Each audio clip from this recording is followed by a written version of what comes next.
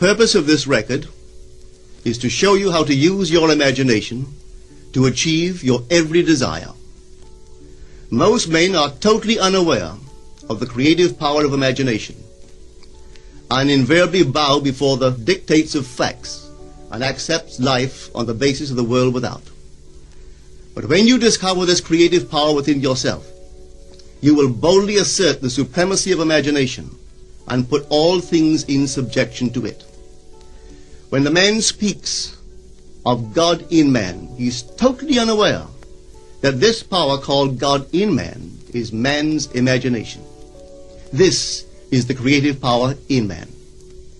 There is nothing under heaven that is not plastic as potter's clay to the touch of the shaping spirit of imagination. Once a man said to me, "You know, Neville, I love to listen to you talk about imagination. But as I do so, I invariably touch the chair with my fingers and push my feet into the rug, just to keep my sense of the reality and the profundity of things." Well, undoubtedly he is still touching the chair with his fingers and pushing his feet into the rug. But now let me tell you another one who didn't touch with her fingers and didn't push that foot of hers onto the board of the streetcar.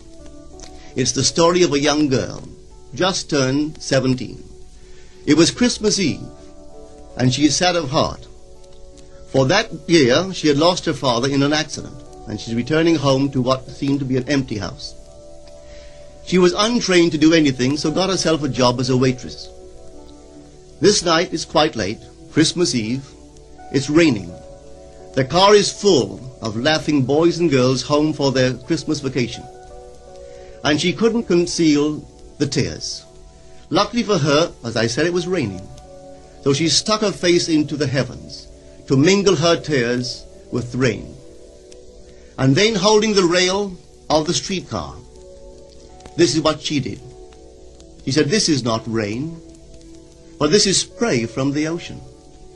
And this is not the salt of tears that I taste, but this is the salt of the sea in the wind. And this is not San Diego. This is a ship, and I'm coming into the Bay of Samoa." And there she felt the reality of all that she had imagined. Then came the end of the journey, and all are out.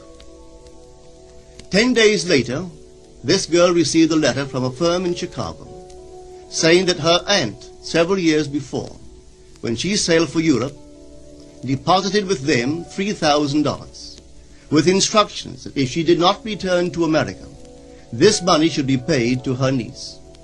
They had just received information of the aunt's death and were now acting upon her instructions.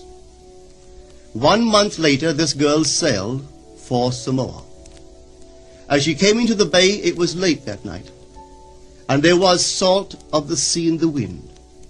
It wasn't raining, but there was spray in the air, and she actually felt what she felt 1 month before, only this time she had realized her objective. Now this whole record is technique. I want to show you today how to put your wonderful imagination right into the feeling of your wish fulfilled, and let it remain there and fall asleep in that state. And I promise you from my own experience, you will realize the state in which you sleep if you could actually feel yourself right into the situation of your fulfilled desire and continue therein until you fall asleep. As you feel yourself right into it, remain in it until you give it all the tones of reality, until you give it all the sensory vividness of reality. As you do it, in that state, quietly fall into sleep. And in a way you will never know, you could never consciously devise the means that will be employed, you will find yourself moving across a series of events leading you towards the objective realization of this state. Now here is a practical technique. The first thing you do, you must know exactly what you want in this world.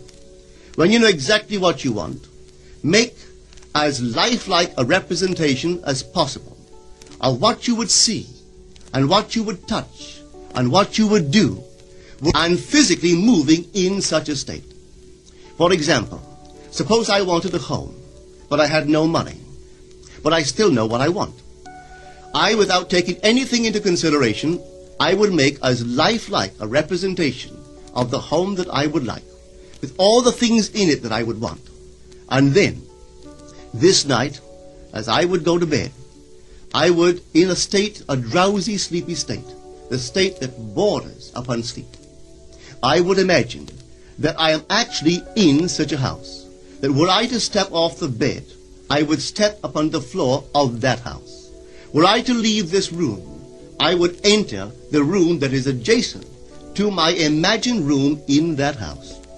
And while I am touching the furniture and feeling it to be solidly real, and while I am moving from one room to the other in my imaginary house, I would go sound asleep in that state. And I know that in a way I could not consciously devise, I would realize my house. I have seen it work time and time again. If I wanted promotion in my business, I would ask myself what additional responsibilities would be mine were I to be given this great promotion. What would I do? What would I say? What would I see? How would I act? And then in my imagination, I would begin to see and touch and do and act as I would outwardly see and touch and act were I in that position. If I now desired the mate of my life, were I now in search of some wonderful girl or some wonderful man, what would I actually find myself doing that would imply that I have found my state? For instance, suppose now I was a lady. One thing I would definitely do, I would wear a wedding ring. I would take my imaginary hands and I would feel the ring that I would imagine to be there. And I would keep on feeling it until it seemed to me to be solidly real. I would give it all the sensory vividness I am capable of giving anything. And while I am feeling my imaginary ring, which implies I am married, I would sleep. This story is told us in the Song of Songs, or the Song of Solomon. It is said, "At night on my bed, I sought him whom my soul loveth. I found him whom my soul loveth, and I would not let him go until I brought him into my mother's house, right into the chamber of her that conceived me." If I would take that beautiful poem and put it into modern English, into practical language, it would be this. While sitting in my chair, I would feel myself right into the situation of my fulfilled desire. And having felt myself into that state, I would not let it go. I would keep that mood alive, and in that mood, I would sleep. That is, taking it right into my mother's chamber, into the chamber of her that conceived me. You know, people are totally unaware of this fantastic power of the imagination. But when man begins to discover this power within him, he never plays the part that he formerly played. He doesn't turn back and become just the reflective life. From here on in, he is the affecter of life. The secret of it is to center your imagination in the feeling of the wish fulfilled and remain therein. For in our capacity to live in the feeling of the wish fulfilled lies our capacity to live the more abundant life. Most of us are afraid to imagine ourselves as important and noble individuals, secure in our contribution to the world, just because at the very moment that we start our assumption, reason and our senses deny the truth of our assumption. We seem to be in the grip of an unconscious urge which makes us cling desperately to the world of familiar things and resist all that threatens to tear us away from our familiar and seemingly safe moorings. But I appeal to you to try it. If you try it, you will discover this great wisdom of the ancients, for they told it to us in their own strange, wonderful, symbolical form. But unfortunately, you and I misinterpreted their stories and took it for history when they intended it as instruction to simply achieve our every objective. You see, imagination puts us inwardly in touch with a world of states. These states are existent, they are present now, but they are mere possibilities while we think of them. But they become overpoweringly real when we think from them and dwell in them.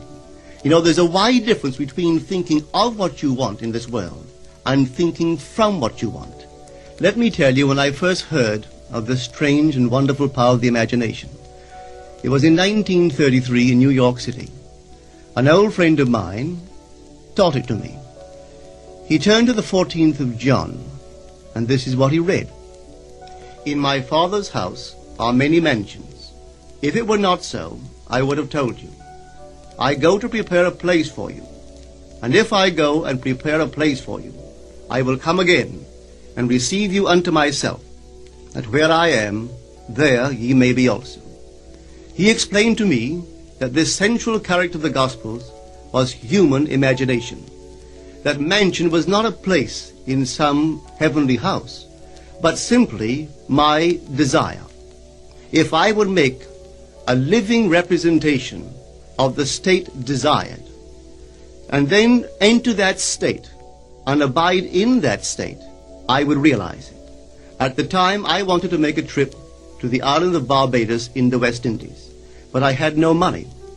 He explained to me that if I would that night, as I slept in New York City, assume that I was sleeping in my earthly father's house in Barbados, and go sound asleep in that state, that I would realize my trip.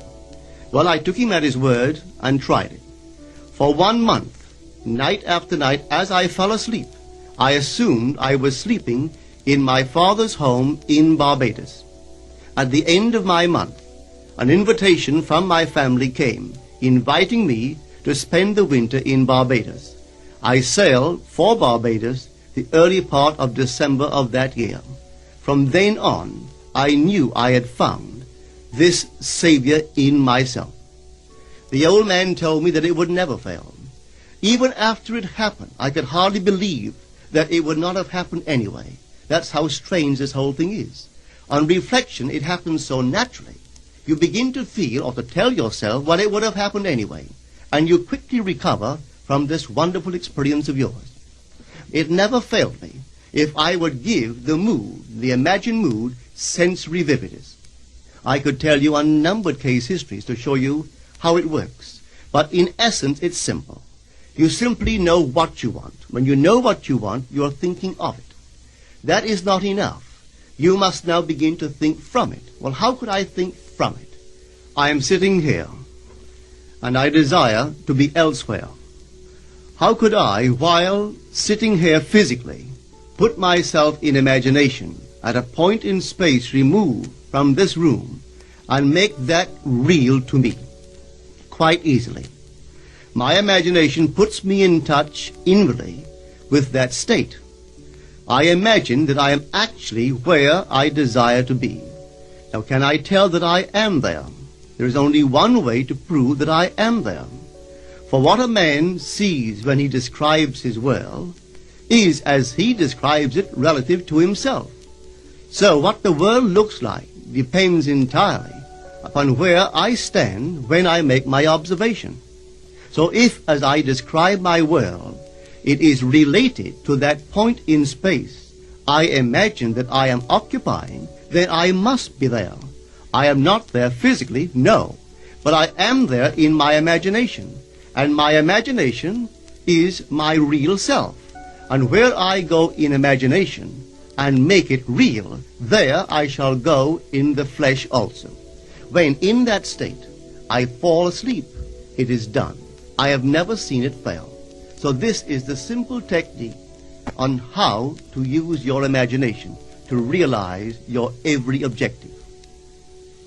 Here is a very healthy and productive exercise for the imagination. Something that you should do daily.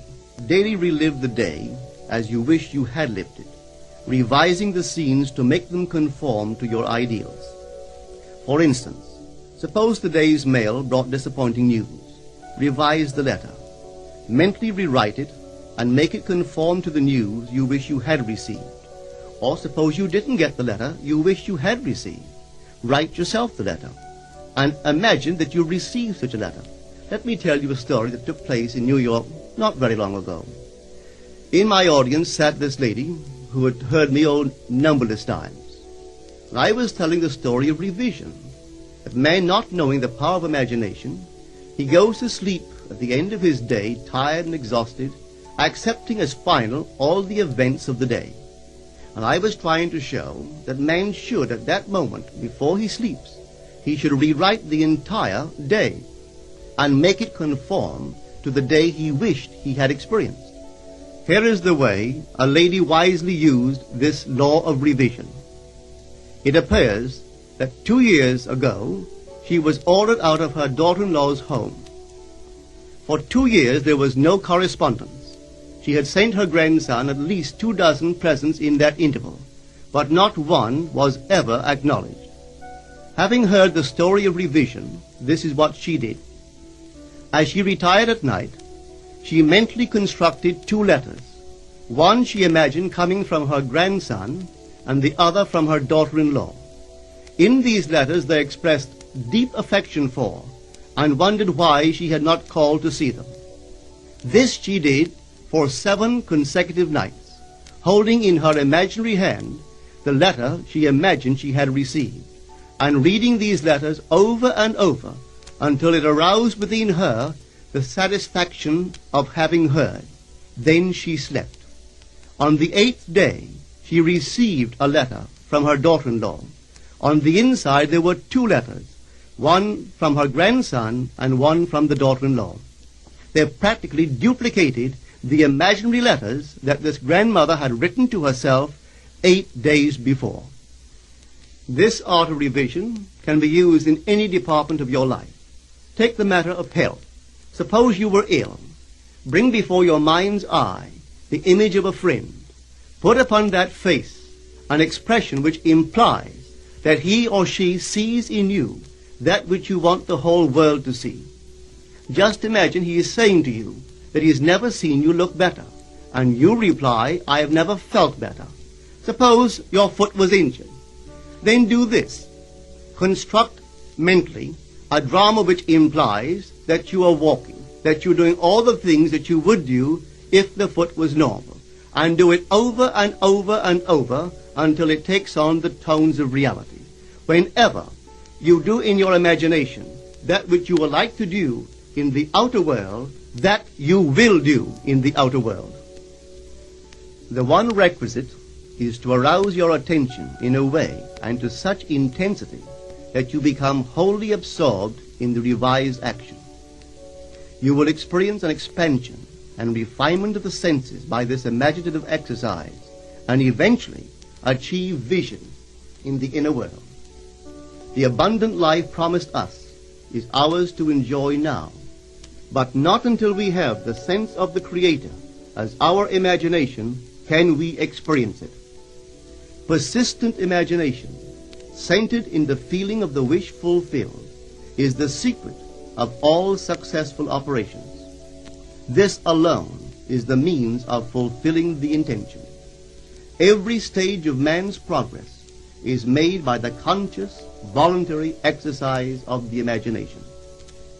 Then you will understand why all poets have stressed the importance of controlled, vivid imagination.